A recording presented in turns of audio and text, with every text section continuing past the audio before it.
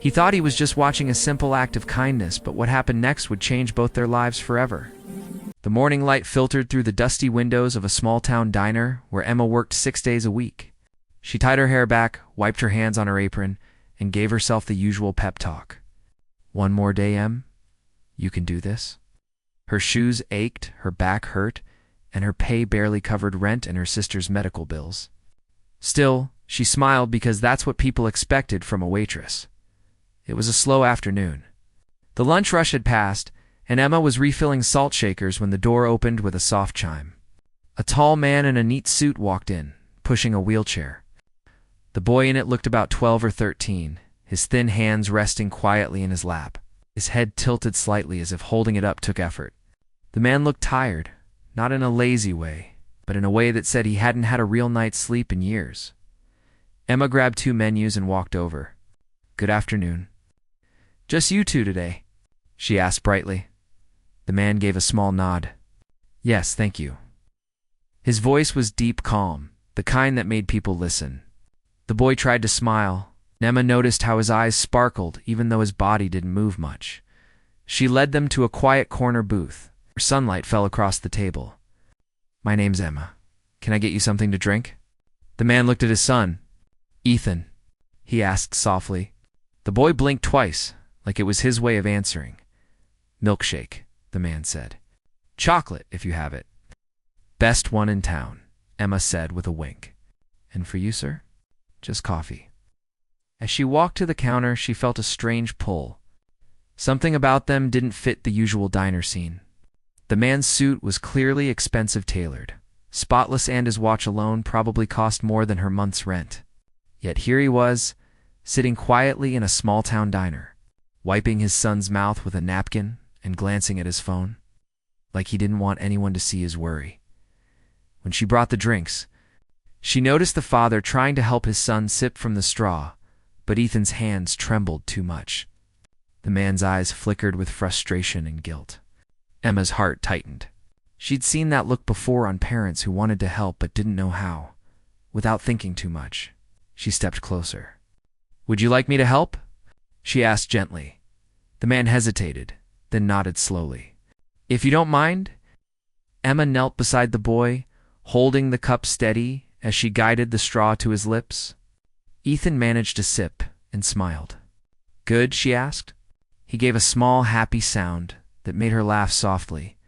She stayed there for a few minutes, talking to him about the milkshake, about how the weather was trying to decide if it wanted to be summer or fall, and how the diner always smelled like pancakes, no matter what time of day it was. Ethan's eyes followed her, full of life and curiosity. Out of the corner of her eye, she saw his father watching quietly. His expression softened, as if something heavy inside him had lifted for the first time in a long while. When the food came, a burger for the father, mashed potatoes for the boy. Emma noticed the father trying to cut Ethan's food with one hand while answering messages on his phone with the other. The sight made her ache. "Let me," she said again. She pulled up a chair and began feeding Ethan small spoonfuls, talking between bites so he wouldn't feel awkward. "You like mashed potatoes? My sister used to say they're like a warm hug for your stomach." Ethan laughed to sound more like a soft hum, but it was pure joy. The father set his phone down and watched in silence. There was something in his mix of sorrow, admiration, and maybe even guilt. He finally said, "You're very kind." Emma shrugged, smiling. "He's easy to like." For a while, the diner was quiet, except for the faint clatter of dishes and the hum of the ceiling fan. Emma didn't know why, but she felt peaceful there, sitting with them. It wasn't part of her job, but it felt right. When they were done, she wiped Ethan's mouth gently. "There we go. Clean as new," Ethan whispered. "Thank you." "You're welcome, sweetheart." As she walked away to clean another table, she heard the boy say softly, "Dad, she's nice. Like Mom." Her hand froze for a second. She didn't turn around, but she saw the man's reflection in the glass, his eyes glistening. He reached out and touched his son's shoulder. "Yeah," he murmured. "She is." Emma blinked hard, pretending not to hear. She had learned to mind her own business, but something about that moment stayed with her. Later, when she brought the check, the man thanked her again. "It's been a long time since Ethan smiled like that," he said quietly. "I'm glad he did," she replied, meaning it. "He's got a great smile." He nodded, reached for his wallet, and paid in cash. She noticed he left a large tip, too large for a simple meal, but before she could say anything, he stood up and began wheeling Ethan toward the door. "Bye, Ethan," she called cheerfully. The boy waved a shaky hand. When they left, the diner felt oddly empty. Emma leaned on the counter for a moment, staring at the spot where they'd sat. Something about that man's eyes had stayed with her. They were the eyes of someone who carried the weight of the world but had no one to share it with, her manager. Mrs. Palmer came out from the kitchen, wiping her hands. "Everything okay, Emma?" "Yeah," she said. "Just a quiet afternoon." But as she cleaned the table where Ethan had sat, she noticed a small napkin folded neatly under the plate. On it, written in neat handwriting, were the words, "Thank you for your kindness. You have no idea how much it means." She smiled faintly, tucking the napkin into her apron pocket. The rest of the shift went by as usual: coffee refills, burnt toast, and tired truckers. But Emma's thoughts kept drifting back to the father and son. She wondered who they were, where they came from, and what their story was. When she finally clocked out and stepped into the cool evening air, she saw the sun setting behind the hills, painting the sky orange and pink. She took a deep breath, feeling strangely lighter. Maybe kindness did matter, even in small places like this, across town. Daniel Carter drove his car down the long road back to his mansion on the hill. Ethan had fallen asleep in the back seat, his head tilted to one side. Daniel glanced at him in the rearview mirror, remembering the sound of his son's laugh in the diner. It was a sound he hadn't heard in months. He thought about the waitress, the way she smiled, the way she didn't flinch when helping his son. Most people stared or looked away, uncomfortable. But not her. She'd treated Ethan like a friend, not a burden. When they reached home, Daniel carried Ethan inside, tucking him into bed.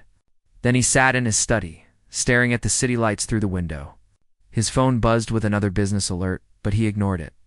For once, the market didn't matter. All he could think about was that simple act of kindness in a small town. Diner, he built empires, managed millions. But somewhere along the way, he'd forgotten what it felt like to connect with someone without a reason.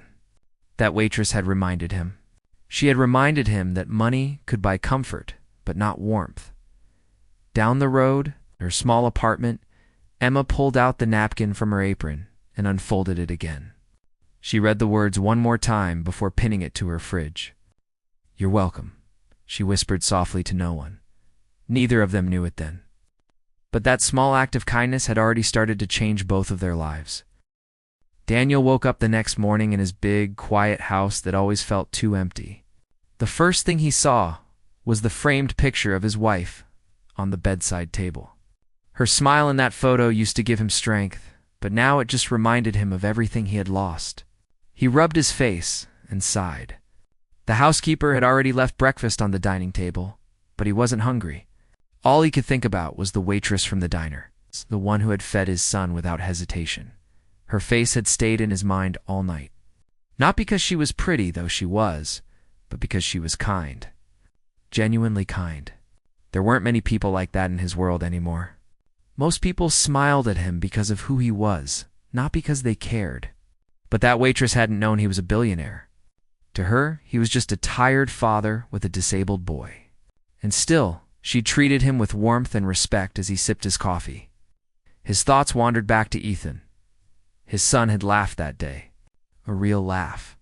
It had been so long since Daniel had heard it that it almost startled him. Ethan's laughter used to fill their home when his wife, Claire, was alive. She had been the heart of their little family, bright, gentle, and endlessly patient with Ethan's needs. When she died in a car accident 2 years ago, the light had gone out of their lives. Since then, Daniel had tried to fill the emptiness with work. He threw himself into his business, managing investments, meetings, and high-stakes decisions. But behind all that success was guilt. Guilt that he was always too busy, that he hadn't been there enough for his wife or his son. Money had built him walls, but not peace. That day, he found himself distracted during meetings. His assistant noticed. "Sir, is everything all right?" she asked gently. He nodded, pretending to focus on the reports. But his mind was far away in that small diner, watching a waitress feed his son mashed potatoes and laugh like it was the most natural thing in the world. By noon, he gave up pretending. "Cancel my next appointment," he said. An hour later, his car pulled up in front of the diner again. He wasn't sure why he'd come back. Maybe he wanted Ethan to have another milkshake, or maybe he just wanted to see that kind smile again. He told himself it was for Ethan's sake, but deep down he knew it wasn't only that. When they entered the diner, Emma looked up from behind the counter and smiled. "Well, look who's back," she said cheerfully. "I was starting to think you didn't like our milkshakes that much." Ethan grinned as much as he could, and Emma's eyes softened. "Chocolate again?" she asked. "Please," Daniel said. "Make it to this time." She laughed. "A man after my own heart."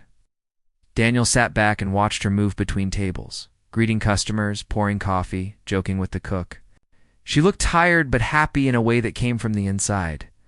When she returned with their drinks, Ethan reached out slightly. She leaned closer so he could see the whipped cream on top. "That's extra fancy," Emma said. "You must be special." "He is," Daniel said quietly. Emma smiled at both of them. "I can tell." They talked a little more that afternoon. Daniel found himself opening up, which surprised him. He told her small things about Ethan's therapy, about how hard it was to get him to eat sometimes. She listened without interrupting, her face full of understanding. After they left, Daniel felt strangely lighter. Like talking to her had released something heavy inside him. Over the next few days, he found excuses to return. Sometimes he told himself it was to get Ethan out of the house. Other times he said it was for the food. But truthfully, it was Emma's kindness that kept pulling him back.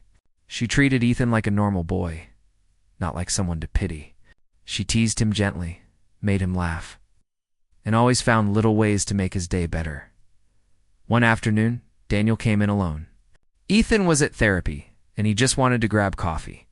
Emma looked surprised but happy to see him. "Your partner in crime not with you today?" she asked, setting down the cup. "He's at his appointment," Daniel said. "I had some time to kill." "Well, you came to the right place," she said. "We serve the best coffee in town if you ignore the weak Wi-Fi and the squeaky chairs." He chuckled. It had been a long time since someone made him laugh without trying to impress him. They talked for a while. She told him about her younger sister, who'd been sick for years and needed regular care. Emma worked 2 jobs to pay for her medicine and rent. Daniel listened carefully, his heart tightening. She had so little, but still gave so much. When a homeless man walked in a little later, shivering and clearly hungry, Emma didn't hesitate. She went to the kitchen, grabbed a slice of pie, and brought it over with a cup of coffee. "On the house," she said softly. Her manager noticed and frowned. "Emma, we can't just give food away. I'll pay for it from my tips," she said quickly. Daniel watched the scene quietly. He saw how her hands trembled slightly when she pulled a few crumpled bills from her apron to cover the cost. Yet she smiled at the man as if she had given him something priceless. When she came back to Daniel's table, he looked at her curiously. "You didn't have to do that," he said. She shrugged. He was hungry. Still, not everyone would have. "Maybe," she said, glancing toward the door, "but I've been hungry before too. It's hard to forget how that feels." Daniel didn't know what to say. For a man who could buy anything, he suddenly felt poor in comparison to her heart. As he got up to leave, he placed a $100 bill under the coffee cup. When Emma saw it, she hurried after him. "Sir, this is way too much." He turned slightly and smiled. "You remind me that not everyone measures worth in dollars." Then he walked out, leaving her standing by the door, puzzled and a little flustered. That night, as Emma counted her tips, she kept glancing at the bill he had left. She wanted to return it, but something about the way he had said those words made her pause. Maybe it wasn't just about the money. Maybe it was his way of saying thank you. Across town, Daniel sat by his son's bedside, watching Ethan sleep. His mind replayed the day's events the way Emma had stood up to her manager, kindness in her eyes, the simplicity of her life. He envied her peace. She had nothing compared to him, yet she seemed richer in spirit. He looked around his massive house, filled with things but empty of warmth. The silence pressed on him. He missed his wife's laughter, the smell of her cooking, the sound of Ethan playing piano. Those memories were fading, replaced by quiet loneliness. The next morning, he took Ethan to the diner again. When Emma saw them, her whole face lit up. She waved at Ethan, and the boy grinned. They shared another meal, more laughter, more small moments that felt like sunlight breaking through clouds. Afterward, when Daniel paid, Emma said shyly, "Your son's getting stronger. I can tell." "I think it's because he likes seeing you," Daniel said with a small smile. Ethan made a sound of agreement, and Emma laughed. "Well, then he's officially my favorite customer." Daniel smiled too, realizing that for the first time in years, he was looking forward to something that had nothing to do with business or success. Just a small diner, a kind waitress, and his son's laughter as they drove home. Ethan fell asleep again. But this time, his hand rested peacefully in Daniel's. The boy's faint smile reflected in the car window. And Daniel felt his heart ease a little. Maybe the world wasn't as cold as he had thought.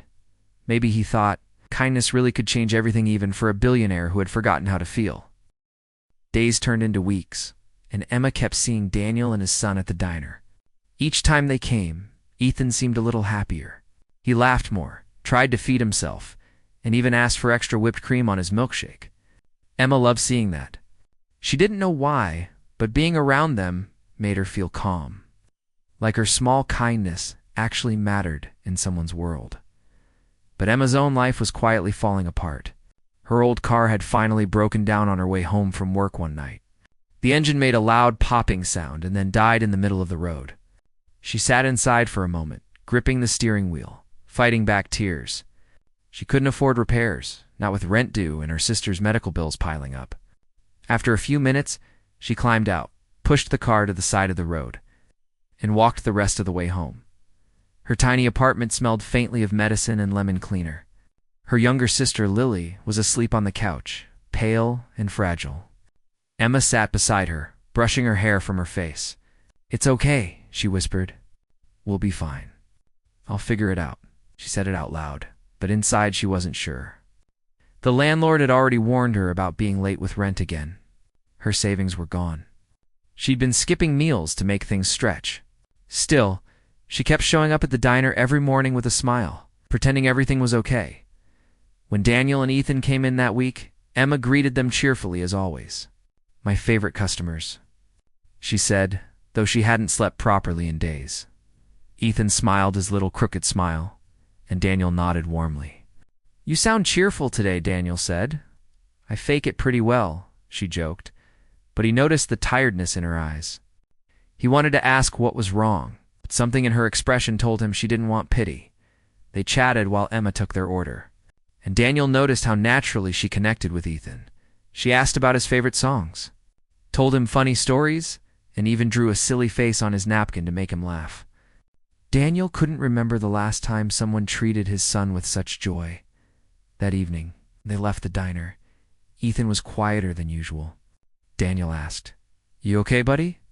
Ethan nodded, then whispered, "Emma looked sad today." Daniel smiled softly. "Yeah, maybe she's just tired." But deep down, he wondered if there was more. The next morning, Daniel's assistant called him about an urgent investors meeting in New York. It was one of the biggest deals of the year, something he couldn't ignore. But Ethan had a therapy session the same day, and he hated being left behind. "Can't we stay here?" Ethan said in his halting voice. "I don't like the city." Daniel rubbed his temples. "I know, son. But this meeting is important." Ethan's eyes filled with quiet disappointment. He turned away, and Daniel's heart twisted. For years he had told himself that working hard was for Ethan's future. But all his money couldn't buy back these small moments.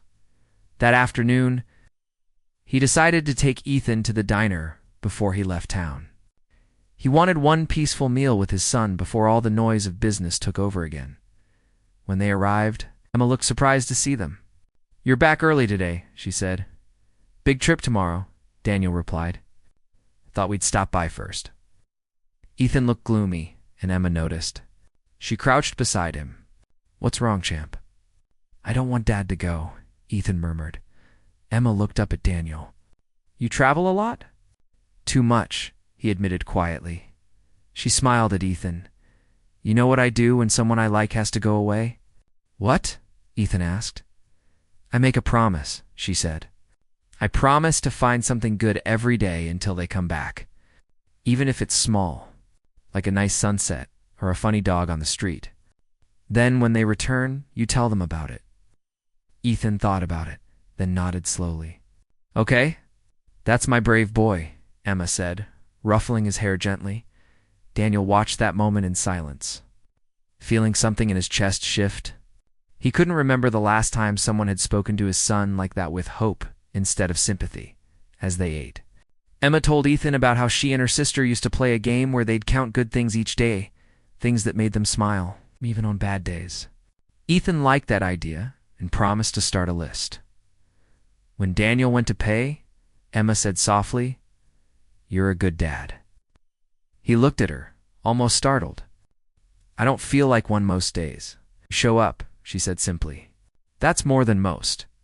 Her words hit him deeper than he expected. He didn't reply. He just nodded and thanked her. That evening, Daniel couldn't sleep.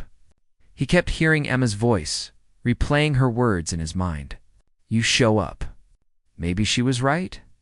Maybe that was the beginning of being better. The next day, he left for New York. The flight was smooth, the meeting successful, but Daniel's mind wasn't on business. During lunch with investors, he caught himself wondering what Emma was doing. Was she still working double shifts? Did she ever take a day off? And why did he care so much? 3 days later, when he returned, the first thing he did was drive to the diner. It was late afternoon, and the sun cast golden light through the windows. But when he walked in, Emma wasn't there. Her usual cheerful voice didn't greet him. "Where's Emma?" he asked the manager. The older woman sighed. "She quit 2 days ago." Daniel frowned. "Quit? Why?" "Family emergency, I think," the manager said. "Her sister's been real sick. She left town suddenly." He stood there in silence, feeling something heavy sink inside him. He hadn't even said goodbye. Did she say where she went? He asked. No idea. She just said she had to go take care of her sister. Daniel walked back to his car, his thoughts spinning. He didn't even know her last name. He hadn't asked.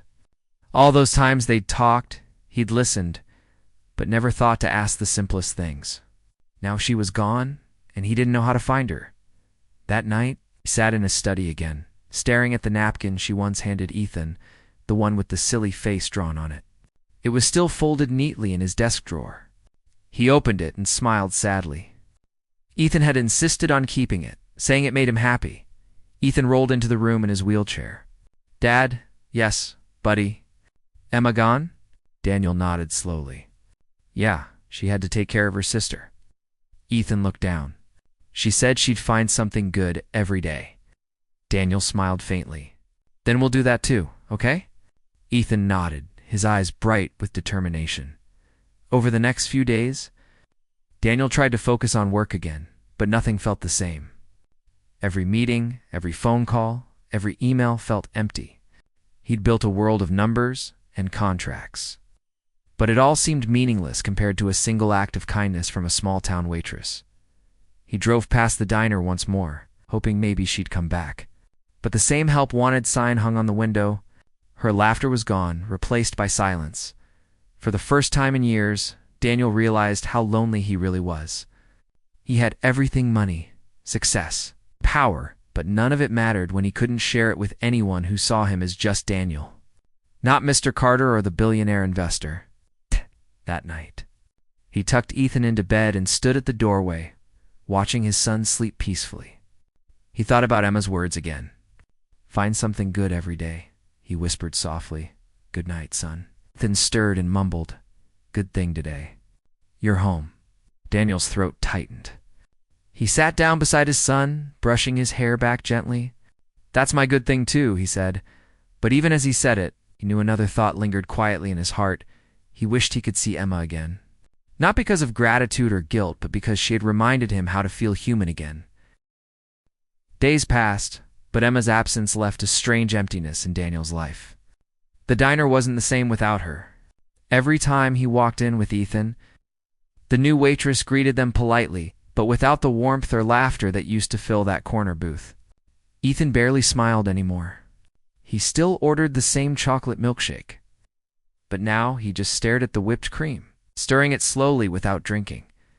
Daniel tried to move on, but something inside him kept tugging. He didn't understand why he cared so much about a waitress he had only known for a short time. Maybe it was because she had treated his son like a friend, not a patient. Maybe it was because she had looked at him like a man, not a billionaire. Or maybe it was because her kindness had left a mark on both their hearts. One evening, after putting Ethan to bed, Daniel sat alone in his study, staring at the city lights through the large glass windows.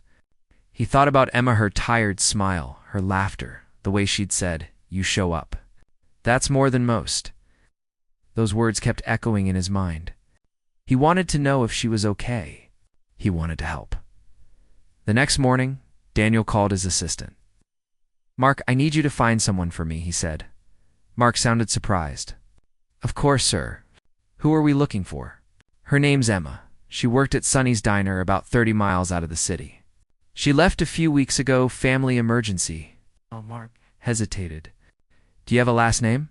Daniel sighed. "No, that might be tricky, sir." "I know," Daniel said.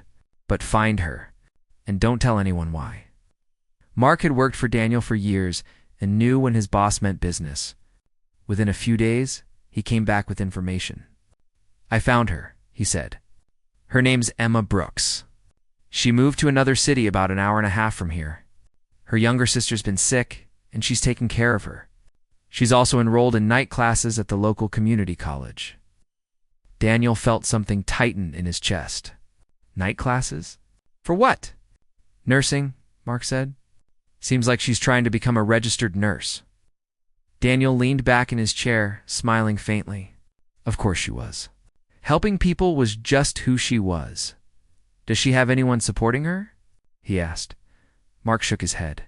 "Doesn't look like it. She's working part-time at a small grocery store and taking care of her sister.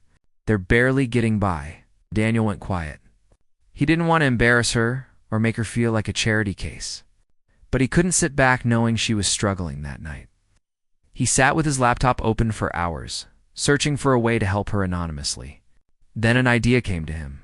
He called one of his contacts, a friend who ran a charitable education fund, and explained what he wanted to do. "I want to sponsor a full scholarship for someone," he said, quietly. No public attention, no names attached. His friend agreed, asking for the details. Daniel gave Emma's name and school, then added, "Make sure she doesn't know where it came from.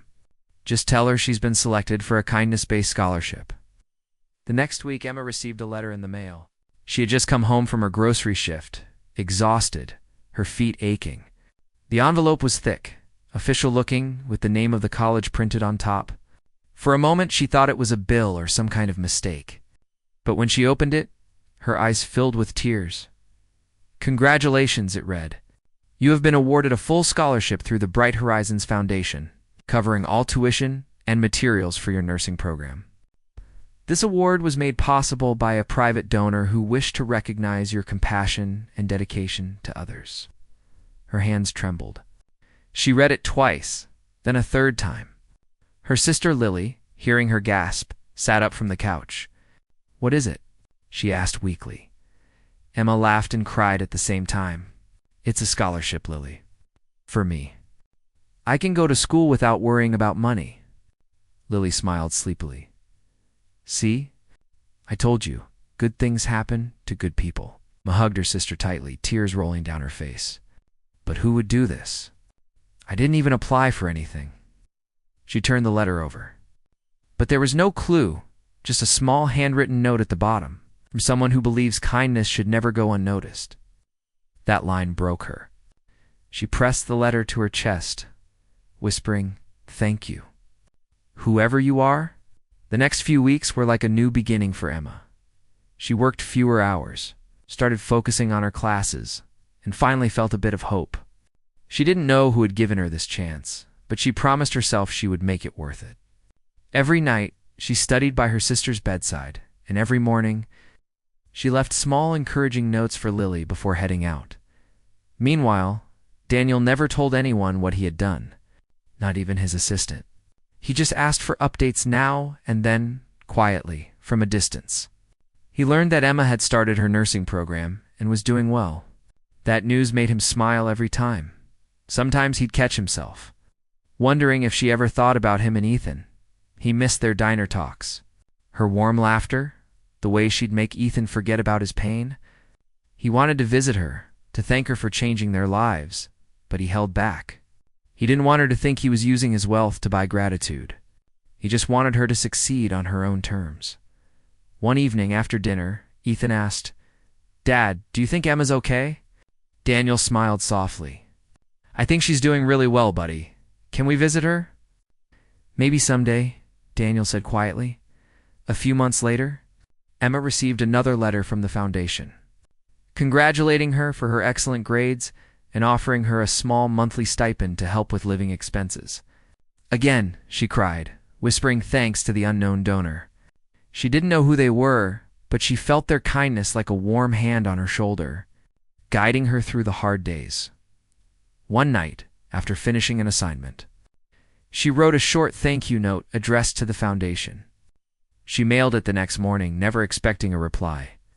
The letter read, "To whoever believed in me, thank you. You didn't just pay for my education, you gave me hope. I'll spend my life helping others just like you helped me. With all my heart, Emma." The letter eventually reached Daniel's desk through his contact. He read it alone in his office, his eyes softening. He folded it carefully and placed it in his drawer beside Ethan's napkin drawing. For a long time, he just sat there, smiling quietly to himself. He didn't need recognition. Knowing she was happy was enough, but deep down, a small part of him hoped that someday, somehow, their paths would cross again. Months passed. Seasons changed. Emma completed her program and got her nursing license. It hadn't been easy, long nights, tough exams, endless responsibilities, but she'd made it. She was offered a job at a rehabilitation center for children with physical disabilities. When she told Lily, her sister cried with pride. "You did it," Lily said softly. "No," Emma replied, smiling. "We did." Her first day at the new job felt like a dream. The hallways were bright, the children full of courage and laughter. She loved her work instantly.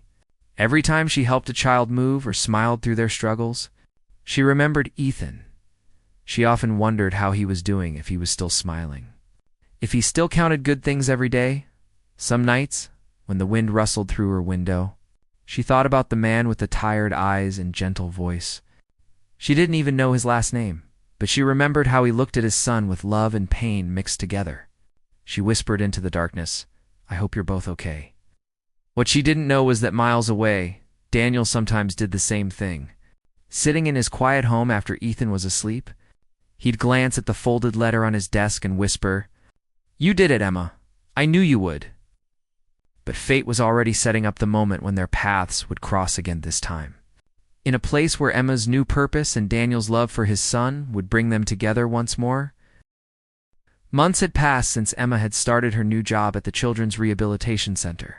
She loved every moment of it, the laughter of the children, the little victories when a child took a step for the first time, the quiet moments when she held a hand or offered encouragement. It wasn't easy work.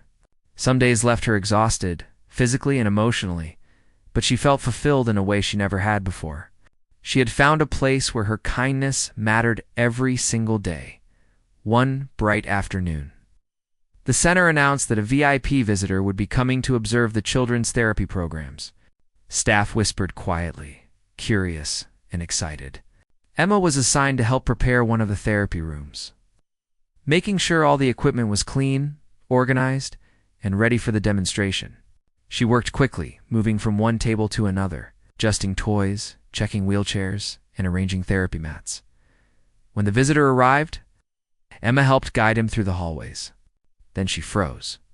Standing in the doorway was Daniel Carter. He looked the same, well-dressed, confident, with that calm presence he always had, but there was something softer in his eyes now, a warmth that made him approachable. And behind him, in the wheelchair, was Ethan. "Emma," Ethan shouted, his voice breaking into a laugh.